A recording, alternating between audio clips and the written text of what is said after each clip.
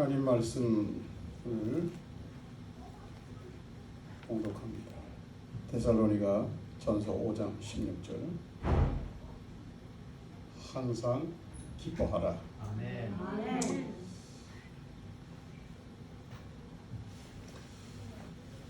시편 90편 10절의 말씀은 하나님께서 모세를 통해서 주신 우리 인생에 대한 말씀입니다. 제가 읽어보겠습니다.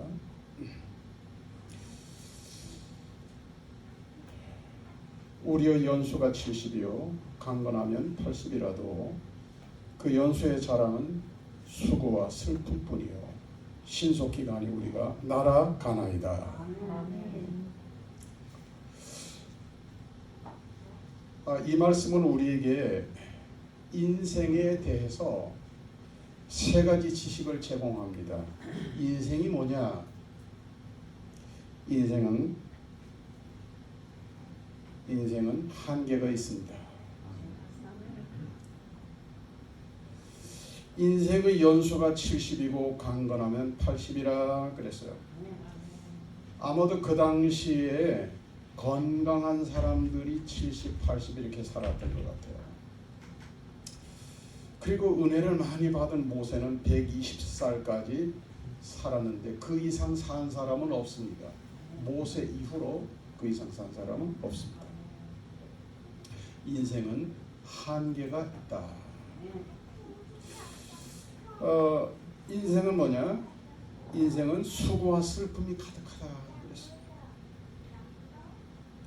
그랬어요. 이것은 하나님을 그렇게 잘 믿고 섬겼던 모세의 판단이에요. 모세의 생각이에요. 그리고 모세를 통해서 주신 인생에 대한 하나님의 말씀이에요. 인생은 수고와 슬픔이 가득하다. 다시 말하면 삶은 고단한 것이다 이 말이죠. 욥기서에 보면 사람은 고생을 위해서 났다 그랬어요. 살면서 고생이 되면 그게 인생이에요. 그게 인생인 거예요.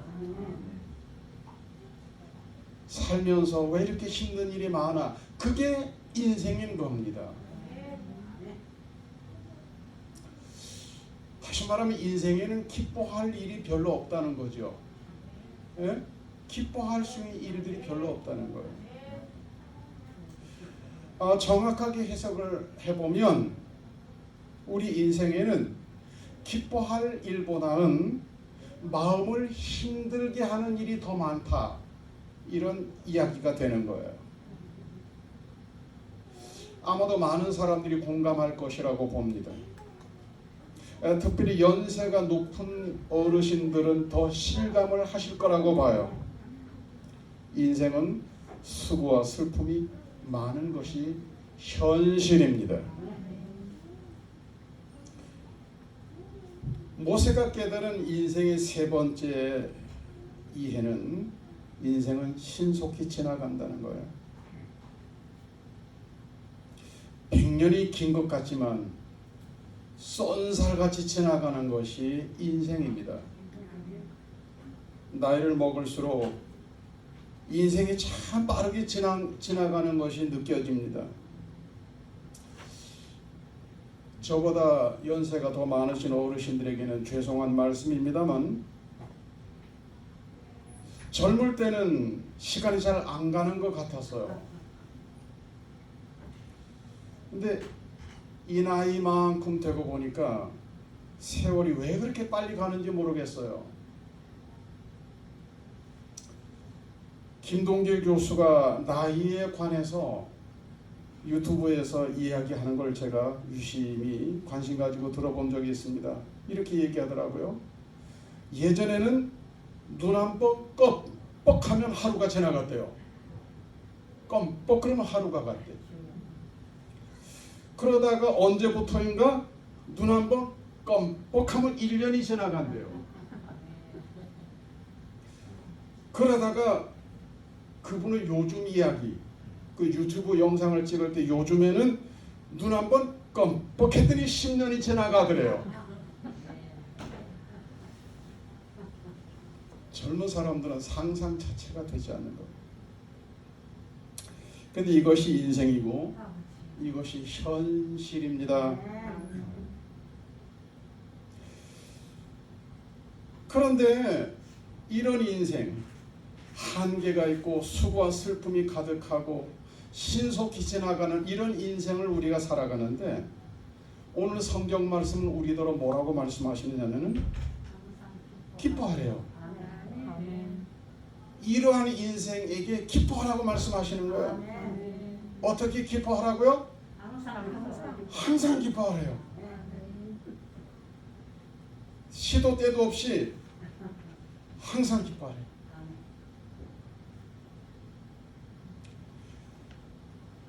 기뻐하라고 하는 이 동사 앞에 놓여져 있는 항상이라고 하는 이 형용사는 참 우리 마음을 무겁게 하고 답답하게 합니다.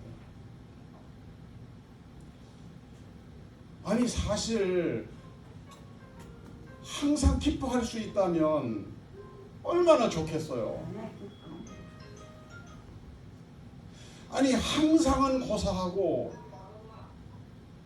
주어지는 우리의 모든 시간과 환경 속에서 한 10% 정도만 기뻐할 수 있어도 얼마나 좋겠습니까?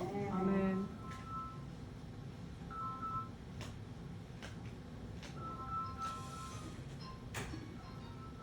네이버와 다음 같은 포털 사이트에서 항상이라는 단어를 치면 바로 데살로니가전서 5장 16절 말씀, 항상 기뻐하라, 이 말씀이 딱 떠요. 검색어에 항상 상위에 뜨는 거예요. 그러니까 그만큼 이 항상이라고 하는 이 형용사는 모든 상황 속에서 항상 앞에 가 있는 거예요. 앞쪽에 가 있는 거예요. 그 중에서 기뻐하라는 이 말씀, 데살로니가전서 5장 16절 말씀이 항상 맨 앞에 뜨는 거예요.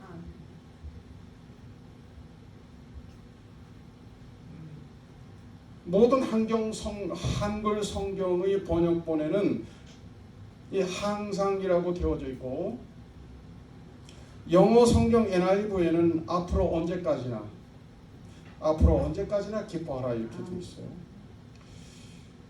그리고 NJV라고 하는 성경에서는 영원히 기뻐하라 이렇게 되어 있어요. 정리해 보면 이런 거죠.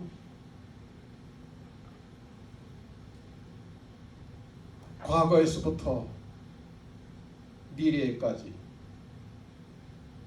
모든 시간과 상황 속에서 항상 기뻐하라. 이게 항상 기뻐하라는 의미고 뜻이에요.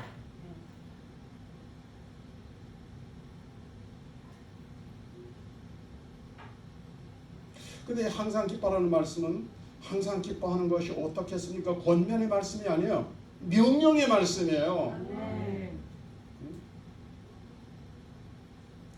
항상 기뻐하지 못하고 살아가는 우리에게 그러면 조금 부담이 될는지 모르겠습니다만, 인생들에게는 너무도 이 현실과 동떨어져 있는 것 같은 괴리감이 있어 보이는 것 같죠. 그렇게 느끼는 게 당연한 거예요. 내 힘으로는 안 되는 거예요. 어떻게 항상 기뻐해요? 내 마음으로는 안 되는 거예요. 어떻게 항상 기뻐해요? 내 재주로는 안 되는 거죠. 눈에 보여지는 현실 세계를 바라보면 더더욱 난감합니다.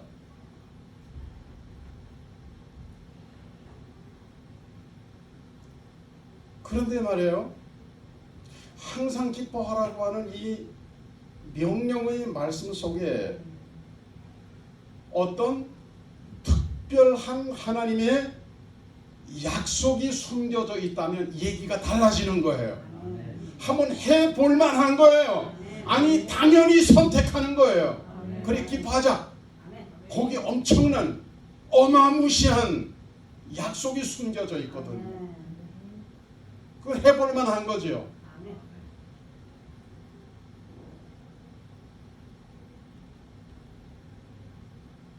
지금 조금 이따가 소개하겠습니다만,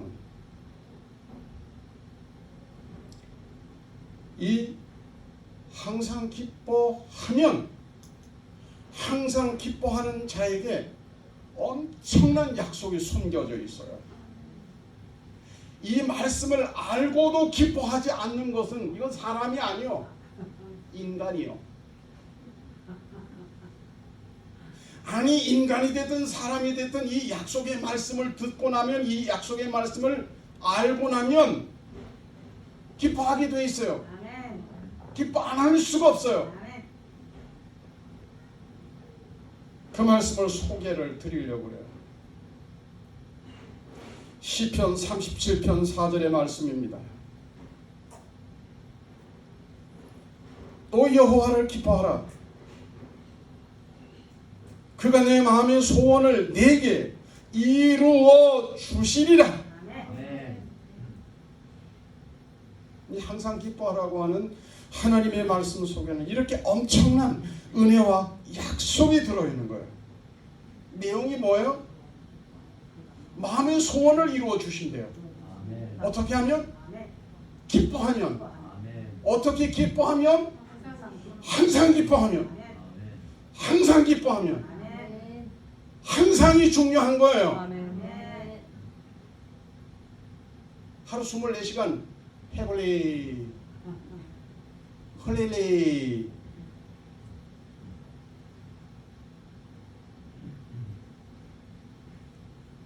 여러분, 내가 노력해서 소원이 이루어지는 것이 아니고, 내가 힘을 써서 소원이 이루어지는 것이 아니고, 방법은 딱 하나예요. 내 마음의 소원을 이루는 방법은 딱 하나예요. 성경에서 그렇다면 그런 거예요. 아멘. 항상 기뻐하는 거예요.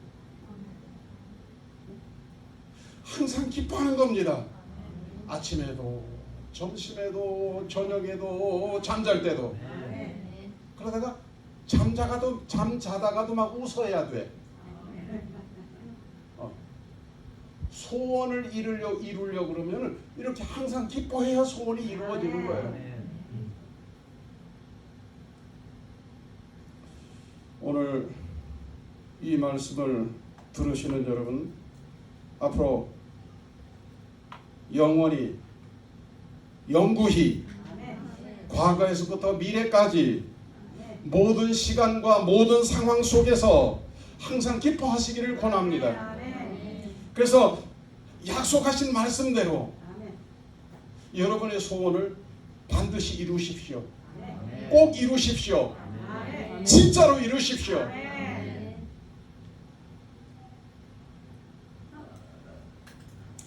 이 말씀을 준비하다가 갑자기 옛날 생각이 났어요. 이 말씀을 준비하다가 옛날 생각이 났어요. 이 사람들이 보니까, 가만히 보니까 기뻐할 때가 있더라고요. 저희 집이, 이 기억 속에서 저희 집은 강원도 영월, 마차, 수빈이만 알 거예요.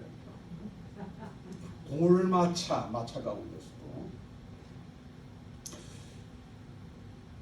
신장로 옆에 살았어요. 신장로가 뭔지 모르는 사람 있죠. 그때는 다 신장로라 그랬어. 네. 차가 지나다니는 길. 바로 그 옆에 저희 집이 있었어요. 그 길가에 있다 보니까 저희 집에는 손님들이 많이 왔습니다. 그냥 쉽게 말하면 손님들인데 길 가는 나그네들이 많이 들어왔어요. 옛날에는 여인숙, 여관, 호텔 이런 게 별로 없었거든요. 그냥 가다가 때 되면 그냥 들어가서 밥 한 술 주세요. 그러면 그냥 같이 나눠 먹고 하룻밤 묵어 갑시다. 그럼 거기 자고 가는 거예요. 그때 보부상, 보따리 장사, 보부상이라 그래요. 많이 들렸어요. 그 중에는 정기적으로 들리는 분이 계셨습니다. 예.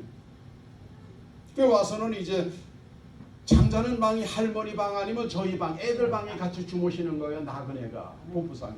예. 어린 아이들은 궁금한 게 많잖아요. 관심이 많잖아요. 더군다나 낯선 사람이고 뭐 보따리를 가져왔으니까 저 보따리 속에 뭐가 들어있나 참 궁금하거든요. 예. 그러면 이제 보따리는 우리 방에다 갖다 놓고, 그리고 이제 식구들 밥 먹을 때 그저 밥 한 그릇 더 뜨면 되니까 그래 같이 식사를 해요. 그리고 식사하고 나면 이제 부부상이 이렇게 이제 또 보따리 있는 방에 이렇게 오셔요. 그제서야 이제 부부상이 허리에서 뭘 끌어내더라고요. 근데 그때 볼 때는 그냥 보자기요. 근데 그게 돈 주머니요. 끌어내가지고는 뭐 자꾸를 쭉 열고는 거기서 눈이 번쩍 뜨이는 걸 끄집어내는 거예요. 뭐예요? 어? 머니.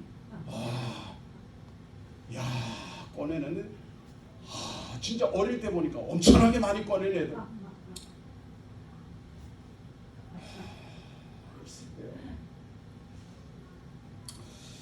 그래서 돈을 세고 있는 부부상의 얼굴을 가만히 보니까 웃음꽃이 피었더라고요. 참 기쁨으로 그 일을 하더라고요. 엄청 행복해 보였어요. 그분만 그럴까요? 사람이 돈을 만질 때 기분이 좋아지고 행복해지는 것 같아요. 안 그런 척 하지 마시고 그냥 아멘해요. 나쁜 거 아니에요. 그런 거예요.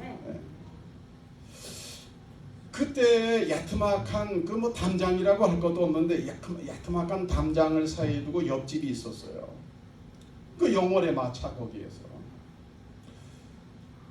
그 집에 이제 어르신들도 저희 어르신 아버지 어머니 비슷하셨고 그 집의 아이들도 저와 비슷했어요. 그래서 친구 사이였습니다. 근데 그 집에서 한 번씩 이렇게 보니까 그 집에서 그 집 아버지가 노래를 부르더라고요. 예?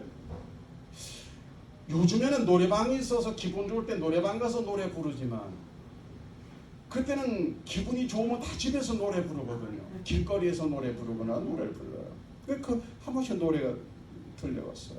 그 집 아버지가 노래를 불러요. 근데 이게 뭐 한 번 노래가 시작을 하면 30분, 1시간 하여튼 그 아버지 주무실 때까지 계속 노래를 부르는 것 같아요. 근데 어른들이 얘기를 제가 듣습니다. 아이고 저 양반 또 한 잔 걸쳤네. 난 그게 뭔지 몰랐는데 지금 가만히 생각해보니까 아마 막걸리나 소주나 한 잔은 아니겠죠, 그죠? 이렇게 마시고 들어왔는데 사람들은 술 마실 때 기분이 좋아지고 행복해지는 모양이죠. 노래를 불러요. 그런지 안 그런지 여러분은 경험해 보세요. 저는 청소년기에 영화를 참 많이 봤습니다. 아마 제 또래 가운데서 저만큼 영화를 많이 본 사람은 없을 거예요. 우리나라에는 없을 거예요. 저 그렇게 영화 많이 봤어요. 국산 영화에서부터 외국 영화까지. 영화라고 하는 것은 그 스토리가 다 재미있잖아요. 재미없는 건 누가 돈 주고 가서 그거 보겠어요. 그죠? 시간 버리고 돈 버리고 하면서 보겠어요. 재미있으니까 보러 가는 거거든요. 그래서 극장이 이제 영화가 끝나서 극장에서 이렇게 나올 때 사람들 얼굴을 이렇게 보니까 얼굴이 다 행복해 보이더라고요. 흐뭇하고 행복해 보이고. 예? 내 얘기는 아니지만 그 재미있는 스토리를 영화로 감상하고 나니까 행복했던 거예요. 어떤 사람은 교양 있는 책을 읽으면서 기뻐하고 어떤 사람은 여행을 다니면서 기뻐합니다. 그런가 하면 심지어 어떤 사람은 죄를 지으면서 기뻐하는 사람도 있어요. 죄 지으면서 이야 오늘 한 건 잘 올렸대. 기뻐. 이건 타락한 기쁨이죠. 남의 불행을 보면서 기뻐하는 사람이 있어요. 놀부는 강 건너 불구경하는 게 최고 구경이잖아요. 잘 타라 그러면서 부채질을 합니다. 부채질을 허를 타라. 이게 놀부예요. 놀부. 이거 안 좋은 기쁨이죠. 마귀적인 기쁨이죠. 하나님이 우리들을 기뻐하라 그랬어요. 어떤 사람은 돈 때문에, 어떤 사람은 술 때문에, 어떤 사람은 좋은 영화 보면서 드라마 보면서 책 읽으면서 뭐든지 사면서 기뻐하는 사람이 있겠지만 어쨌든 성경은 우리에게 항상 기뻐하라 그랬어요. 나의 소원을 이루기 위해서, 마음의 소원을 이루기 위해서 항상 기뻐해야 될 텐데 어떻게 하면 항상 기뻐할 수 있을까? 어떻게 하면 시간을 초월해서, 어제도 오늘도 내일도 환경을 초월해서 기쁜 일이 있을 때나 힘든 일이 있을 때나 항상 기뻐할 수 있을까?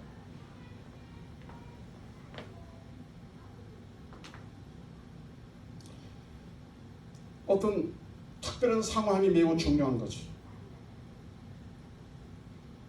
우리가 특별한 어떤 상황에 딱 들어가면 기뻐지는 거예요. 오래도록 기뻐하게 되는 거예요.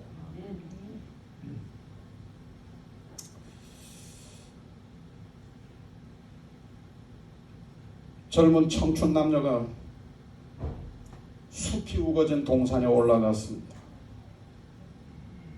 분위기 있는 곳을 찾아갔죠. 자리 잡고 앉았어요.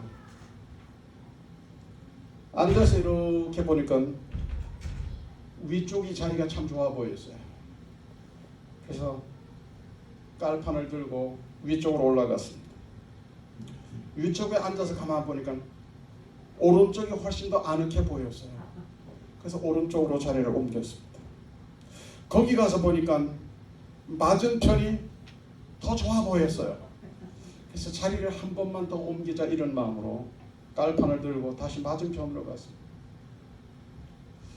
거기 가서 다시 보니까 아래쪽이 가장 좋아 보였습니다. 그래서 한 번만 더 아래쪽으로 가자. 그래서 아래쪽으로 왔어요. 앉고 보니까 그 자리가 맨 처음 앉았던 자리였어요. 그냥 지어진 얘기가 아니고 영국의 소설가 로버트 루이스 스티븐슨의 작품에 나오는 이야기입니다.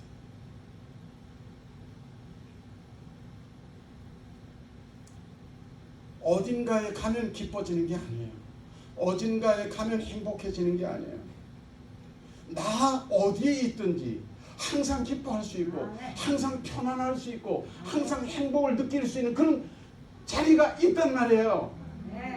예? 거기가 어딜까? 그 자리가 어딜까? 빌립보서 4장 4절입니다. 이 말씀도 준비가 되는지 모르겠고 준비가 됩니다. 빌립보서 4장 4절. 주 안에서 항상 기뻐하라. 내가 다시 말하노니 기뻐하라.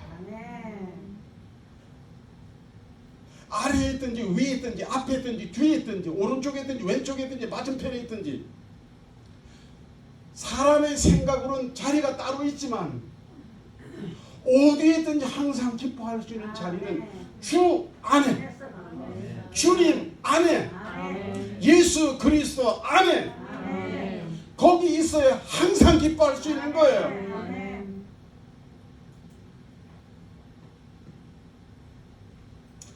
주님 밖에서는 10번 가운데 한 번 기뻐하는 것도 쉽지 않습니다. 근데 주님 안에 있으면 오늘날 나의 삶의 환경이 어떠하든지 하루 10번도 기뻐하고 100번도 기뻐하고 1000번도 기뻐하고 항상 기뻐할 수 있어요. 주님 안에 있으면 그게 가능해진다니까요. 주님 안에서만 가능해집니다.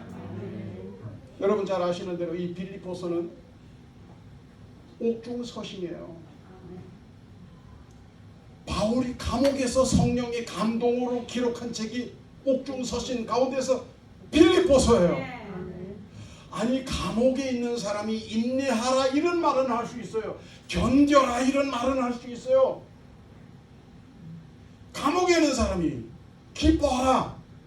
나만 기뻐하지 말고 너희들도 기뻐하라. 바울 서신 가운데서 빌립보서는 짧은 책입니다. 넉 장으로 기록된 짧은 책이에요. 거기에서 항상 기뻐하라는 말씀이 17번이나 나옵니다. 짧은 글 속에 짧은 편지 속에 기뻐하라 기뻐하라 기뻐하라 기뻐 항상 앞에 형용사부터 항상 기뻐하라. 주님 안에서만 가능한 거예요.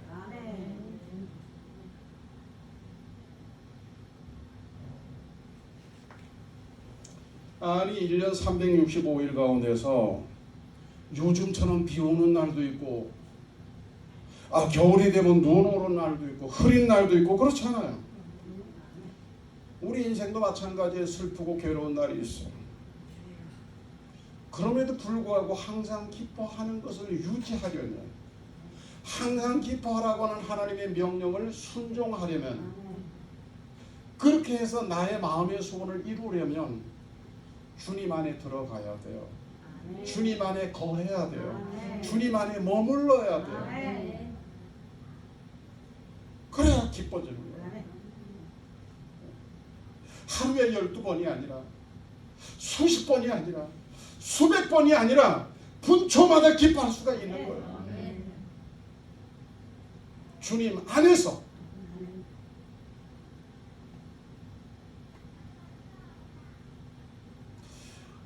여러분 아시는 바와 마찬가지로 하나님이 제게 주신 은사 가운데 하나가 노래잖아요. 이 설교를 준비하면서 주님 밖에 있는 사람의 주제가가 생각이 납니다. 주님 밖에 있는 사람의 주제가가 생각이 납니다. 뭘까? 주님 밖에 있는 사람의 주제가가 뭘까? 울고 싶어라. 맞는 것 같아요? 틀린 것 같아요? 울 일이 많습니다. 예? 울 일이 많아요. 주님 안에 있는 사람, 주님 안에 있는 사람의 주제가가 있어요. 주님 안에 있는 사람의 주제가.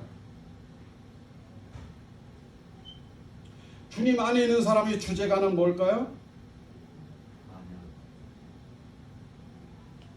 찬송가 370장이에요.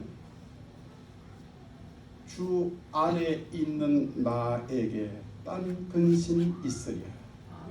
십자가 밑에 나아가 내 짐을 풀었네. 주님을 찬송하면서 할렐루야 할렐루야. 내 앞길 멀고 험해도 나 주님만 따라가.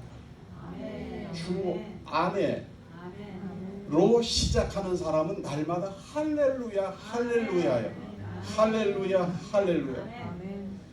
주 안에 있어야 항상 기뻐할 수 있습니다.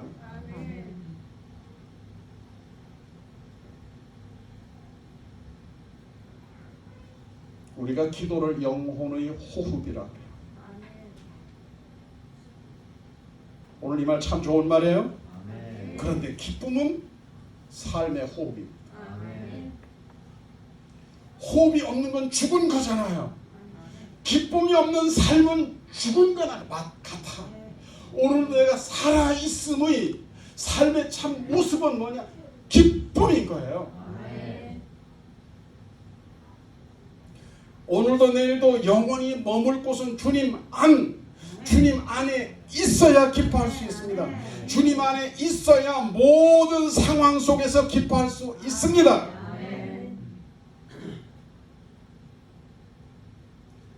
구원받은 하나님의 백성, 하나님의 성도들에게서 이 기쁨이 없는 것은 주님 밖에 있다는 얘기니까 신앙에 문제가 있다는 얘기예요. 상황의 문제가 아니에요.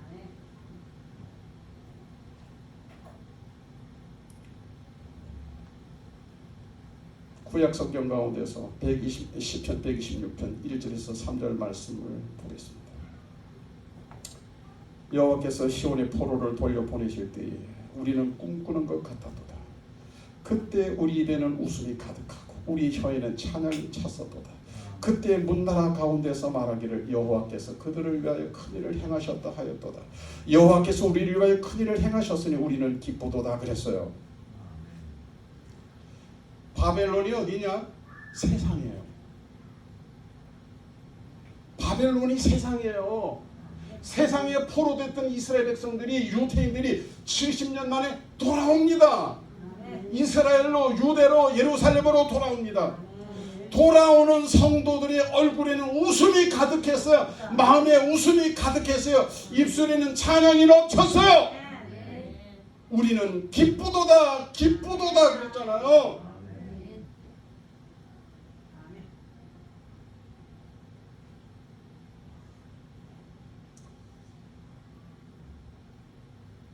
주님의 소원이 있습니다. 그리고 우리의 소원도 있습니다. 요한복음 17장 13절 지금 내가 아버지께로 가오니 내가 세상에서 이 말을 하옵는 것은 그들로 내 기쁨을 그들 안에 충만히 가지게 하려 함이니. 예수님의 소원이에요. 예수님의 소원은 우리의 마음에 기쁨이 충만하기를 원하시는 거예요. 그걸 소원하시는 거예요. 그리고 우리 예수님 소원, 내가 기뻐하는 것만으로 그분의 소원을 이루어드리는 거예요. 주님은 우리가 나중에 슬픔 많은 세상에서 울며 살다가 징징거리면서 살다가 천국에 가서 헤븐리 웃으면서 사는 것, 주님 뜻은 그게 아니에요. 이 힘든 세상에서, 험악한 세상에서도 날마다 기뻐하며 즐거워하며 살기를 원하셔요.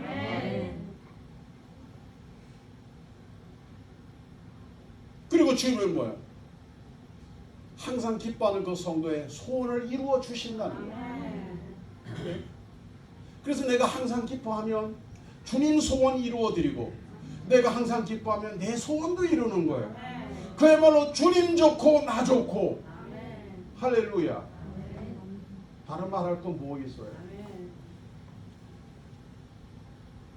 이야기 하나 드리고 오늘 말씀 마무리하려고 합니다. 방학한 작은 집에 한 유대 남자가 9 식구가 살았습니다. 그러니 뭐 방 한 칸에 9명이 사니 뭐 사는 게 얼마나 뽁닥뽁닥하겠습니까? 그래서 이 유대인 남자가 랍비를 찾아갔어요. 아니, 하나님이 큰 집을 안 주시려면 식구를 적게 주시든지, 아이들은 7이나 주셔서 9 식구가 좁은 방에서 살기가 너무 괴롭습니다. 그랬더니 랍비가 이렇게 대답을 해요. 그래요? 그러시겠군요. 그러면 오늘부터 염소 새끼 한 마리를 방에서 키우세요. 그리고 잠도 같이 자세요. 밥도 같이 먹으세요. 아니, 지금 그 좁은 방에 9명이 살기도 힘든데 염소 새끼까지 한 마리 더 키우라고요? 그랬더니 랍비가 그냥 시키는 대로 하세요. 지금 상담 받으러 오신 거 아니에요? 그러니까 제가 시키는 대로 하세요. 그리고 일주일 후에 다시 오세요. 이 사람은, 유대인들은 랍비 말을 하나님 말씀 다음으로 믿습니다. 그래서 랍비가 시키는 대로 했어요. 그리고서 왔는데 그 남자의 얼굴이 무슨 상? 죽을 상. 이 사람이 랍비에게 말했습니다. 그렇지 않아도 좁은 방에서 9명이 사는데 염소 새끼가 들어와서 똥오줌을 싸니 우리가 밥 먹을 때 밥상 위에 올라가고 내려가고 지옥이 따로 없습니다.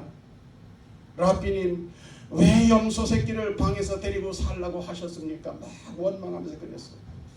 그랬더니 랍비가 웃으면서 오늘은 가서 염소 새끼를 우리로 돌려보내세요.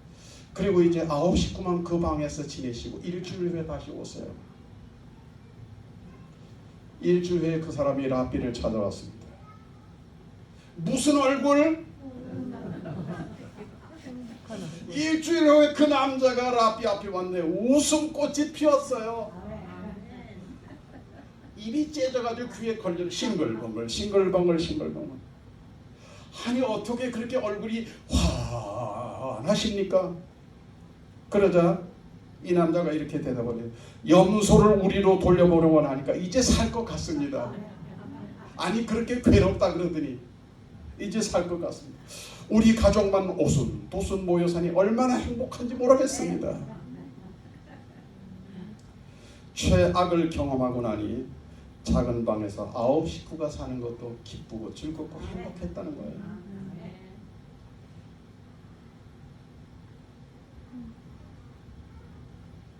성경에서 구원받지 못할 불신앙을 염소로 비유합니다. 잘 들으세요. 구원받지 못할 영혼을, 불신앙을 가진 사람을 염소로 비유한다니까요. 내 안에 불신앙을 내보내면 나 주님 안에 거하는 거예요. 그러면 모든 상황 속에서 영구히 영원히 기뻐할 수 있는 거예요. 그래서 주님의 소원을 이루고 나의 소원을 이루게 되는 것입니다. 기도드리겠습니다. 다 같이 기도를 드립니다.